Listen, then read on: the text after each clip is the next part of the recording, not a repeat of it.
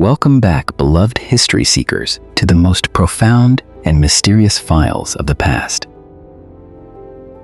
The mighty swords and horses of Alexander easily crushed all legions with pure physical strength.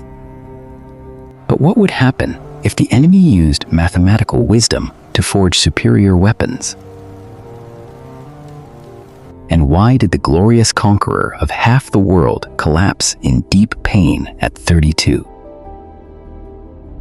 Let us decode the tragic mysteries of the epic life and sudden passing of this great king. In 356, before the Common Era, Prince Alexander took his first living breath. The kingdom of Macedonia believed the boy was the divine essence of the highest mighty god. The future king's childhood was severely forged under the iron hands of his father, Philip II. His mind was fully enlightened by his great teacher, the deeply wise philosopher Aristotle. The blend of sharp philosophical thought and the art of war forged a truly ruthless conqueror. The ambitious boy cried in genuine fear that his mighty father would conquer this entire world alone. Despite learning tolerance a ruthless tyrant's, instinct always flowed rapidly in the prince's veins. At 20 years old, a tragic event occurred, deeply shaking the vast kingdom of Macedonia. King Philip II was suddenly betrayed and struck down right in the middle of a grand royal feast. The young prince stepped past his fallen father, proudly placing the mighty crown of power on his own head. Rebellions rose everywhere, as Greek city-states thought the new king was merely a terribly weak child. But they were completely wrong. Alexander extinguished that fragile hope with the most devastating fire. He personally led his grand army straight to ancient Thebes to deliver a truly severe warning. The attack order was given. Tens of thousands of soldiers rushed in, ruthlessly vanquishing opposers. In just one tragic night, the ancient city became a sea of fire as dark smoke obscured the whole sky. The fearful survivors were enslaved, while the entire massive architecture was completely leveled down. Standing before the blazing flames, the young king's face radiated a profoundly cold and severe cruelty. All of Greece surrendered in sheer terror. No one ever dared to challenge the legendary son of Zeus. With his throne secured, the burning desire for an eastern expedition flared up more fiercely than ever. He swore to wipe out the giant Persian Empire, completely avenging the past suffering of the Greeks. In 334, before the Common Era, the great Macedonian army crossed the Black Sea. The greatest, most tragic holy war in ancient history began beneath the glorious banner of the new king. The Persian Empire of King Darius III was then the absolute ruling machine of all Asia. But Alexander brought a fiercely terrifying destructive weapon to the intense battlefield. It was the phalanx formation, bearing 6-meter-long spears, creating a perfectly sharp moving wall. At the Battle of Granicus, this iron-disciplined formation marched like a deadly grinding machine. It acted as a solid anvil, breaking and holding back tens of thousands of enemy cavalry. Meanwhile, the elite cavalry, led directly by the great emperor, played the role of the heavy hammer. They launched lightning-fast flank attacks, delivering fatal blows deeply into the Persian army's sides. This completely perfect hammer and anvil tactic continued shaking the sunny plains of Issus. Blinding dust mixed with crimson stains, shining bronze armor sparkled amidst countless furious roaring screams. Despite a massive force and scythed chariots, the Persian army was still completely shattered to pieces. King Darius III had to stand on his grand chariot, fleeing in entirely helpless panic.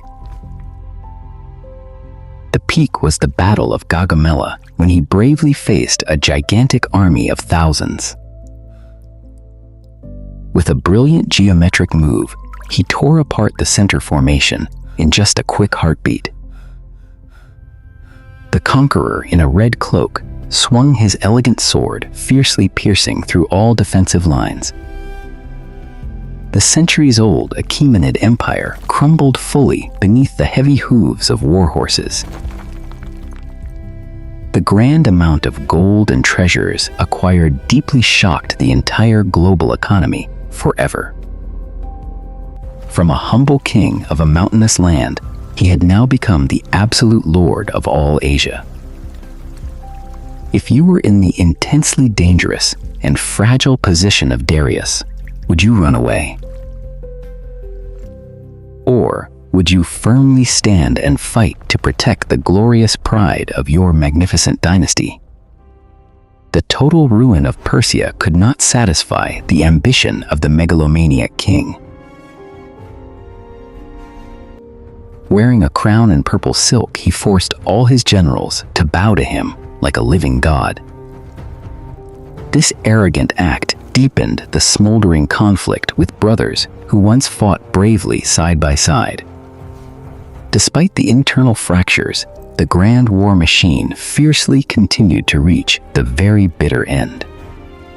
The brutal expedition across the snowy Hindu Kush mountains claimed the lives of thousands of men.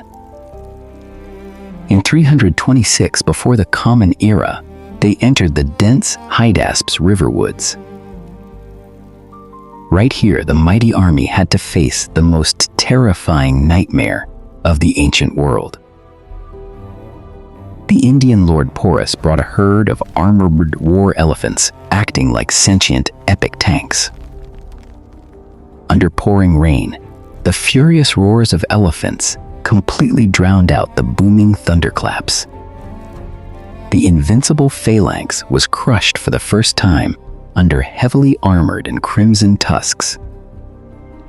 The beasts tossed soldiers high into the air, creating an unprecedented and deeply tragic scene.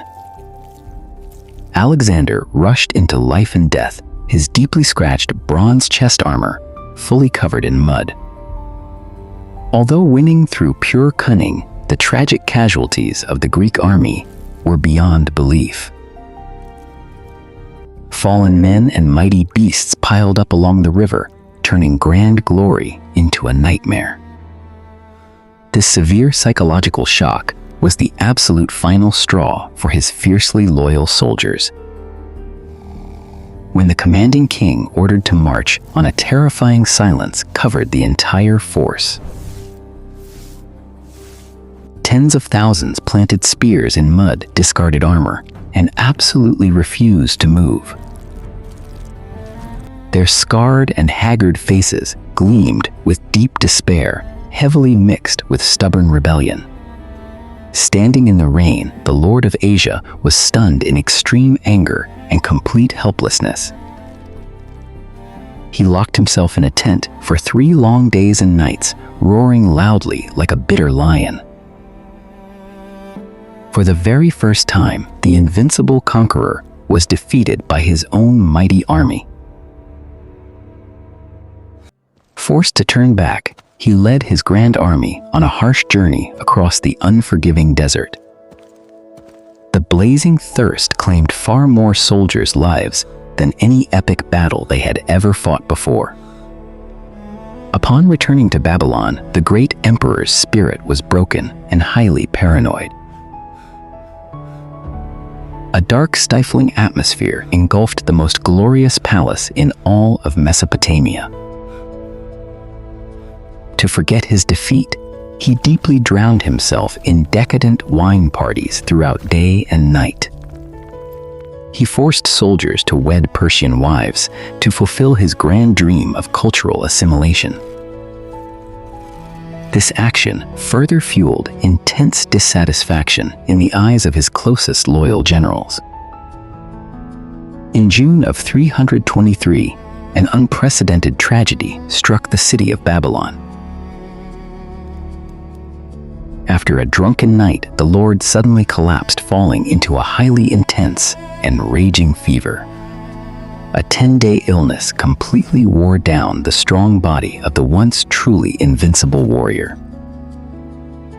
He lay flat on his bed, sweat heavily soaking his hair, with a highly fragile and very weak breath.